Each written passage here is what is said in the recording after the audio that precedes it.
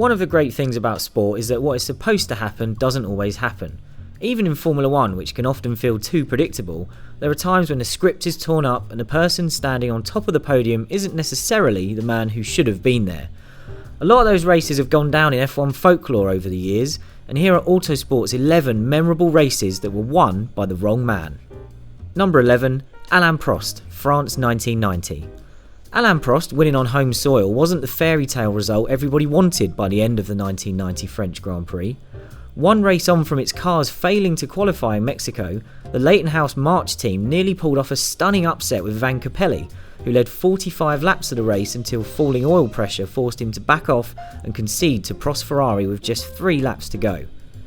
Having decided to go through the race without making a pit stop for fresh tyres, the team actually ran 1-2 during the middle of the race before Mauricio Gugelmin was passed by Prost's Ferrari shortly before retiring.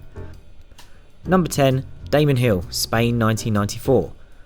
Nobody begrudged Williams a race victory so soon after the death of Ayrton Senna in 1994, but the star of the Spanish Grand Prix that year was Michael Schumacher, who somehow finished second despite being stuck in 5th gear.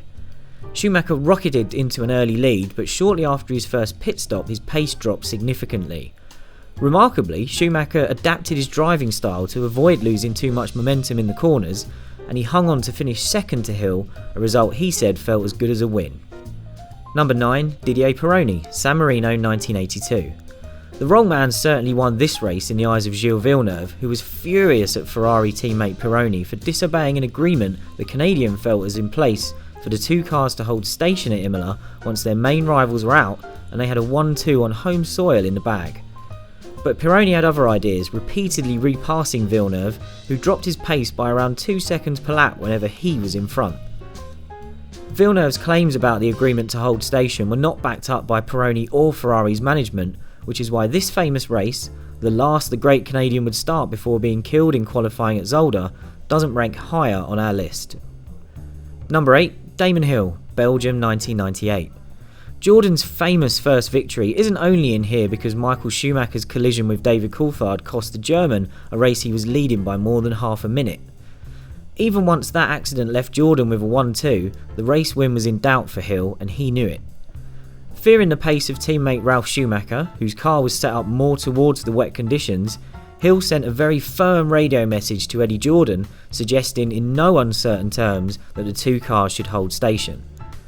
Ralph was told to play the team game, but he sparked panic in the Jordan pit as he refused to acknowledge the messages coming from the pit wall, before eventually saying okay and looking very unimpressed on the podium afterwards.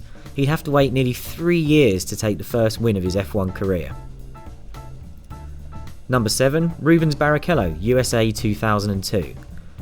There are quite a few candidates for this list thrown up by the Michael Schumacher Jean Todt era of Ferrari, but we've gone for Indy 2002 because of its unique circumstances. Unlike the most famous finish between Schumacher and Barrichello from Austria earlier that year, there were no team orders at play here, as proven by the fact it was Barrichello that won the race. With Schumacher's dominant 5th world title wrapped up months earlier, the Ferraris were free to race each other at Indy, and Schumacher was set to lead home another dominant 1-2. However, on the run to the finish line he slowed to allow Barrichello alongside, and the Brazilian crossed the line 11 thousandths of a second ahead. Schumacher initially suggested he was trying to stage a dead heat between the 2 cars, although he went on to change his story to wanting to repay Barrichello for the favour from Austria. Not many in the paddock believed him. Number 6, Heikki Kovalainen, Hungary 2008. Kovalainen became the 100th driver to win a World Championship Grand Prix when he took the only win of his F1 career, but it was a race that belongs to Felipe Massa.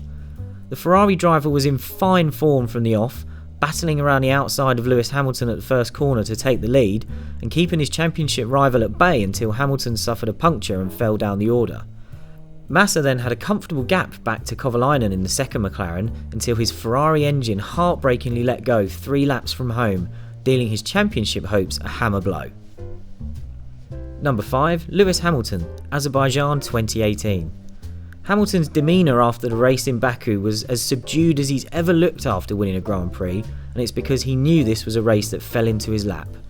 Hamilton was running a lonely third before a late safety car period caused by the Red Bull teammates colliding, and he moved up to second when Sebastian Vettel's lunge on Valtteri Bottas at the restart failed. Hamilton then inherited victory a lap later when Bottas ran over debris and blew a tyre, and the race winner went to find his teammate after the race to console him, delaying the podium ceremony in the process. Number 4. Michael Schumacher, USA 2005. Michael Schumacher didn't have a winless full season in F1 in the first part of his career, but in 2005 he should have.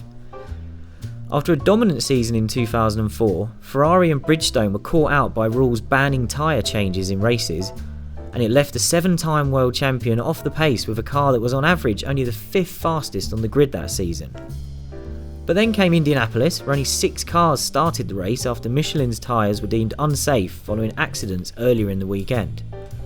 As F1 shot itself in the foot and was unable to come up with a workable solution, Ferrari was presented with an open goal, as Schumacher and Rubens Barrichello only had to defeat Minot's Jordan and Minardi to secure an unlikely 1-2 in a season to forget. Number 3. Jacques Villeneuve, Hungary 1997. The 1997 Hungarian Grand Prix was all about Damon Hill, who seemed destined to cause one of the great upsets in F1 history with arrows.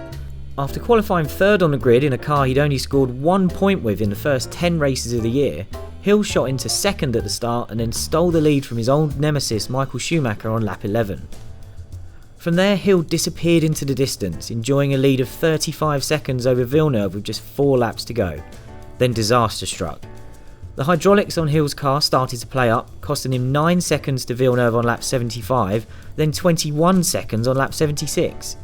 Villeneuve started the last lap just 3 seconds behind the doomed arrows, which by this point was stuck in 5th gear with the engine running on tickover and Hill trying to nurse it to the finish. Hill admits he weaved towards Villeneuve as the Canadian passed him for the lead because he felt so desperate, and the Williams took to the grass to get ahead, going on to win by 9 seconds. Arrows would never win a Grand Prix, ultimately folding in the middle of the 2002 season. Number 2. Alessandro Nannini, Japan 1989. This one makes our list not because the driver declared the winner was the wrong man, but because someone else took the checkered flag first on track. Suzuka 89 will always be remembered for the famous collision between Ayrton Senna and Alain Prost that decided the World Championship in the Frenchman's favour. But that outcome only became official once Senna was thrown out after the race, having rejoined from their collision and chased down Nannini to win on the road by 2 seconds. Senna was then excluded for not rejoining the circuit at the place he left it, having used an escape road that bypassed the final chicane to get his McLaren restarted after the collision with Prost. Number 1. Fernando Alonso, Singapore 2008. Renault fancied its chances at the first Singapore Grand Prix, but its hopes of springing a surprise with Alonso seemed over when his car stopped in qualifying with a fuel pump problem, leaving him 15th on the grid. But overnight, key members of the Renault team hatched a plan for teammate Nelson Piquet Jr. to deliberately crash early in the race after Alonso had made his first pit stop, with the resulting safety car period catapulting him up the order and leaving him in the lead when the remaining cars ahead made their scheduled stops. Alonso then executed a typically masterful drive to claim Renault's first win in 2 years, but from where he started on the grid he had no business winning that race if it had played out conventionally. It took nearly a year for the scandal of Renault's conspiracy to become public, with Flavio Briatore and Pat Symonds being banned from motorsport for their roles in the plan. That's our list. Let us know in the comments below which races you would include, and if you're wondering why there are no last lap breakdowns featured in this video, it's because those are being saved for another time.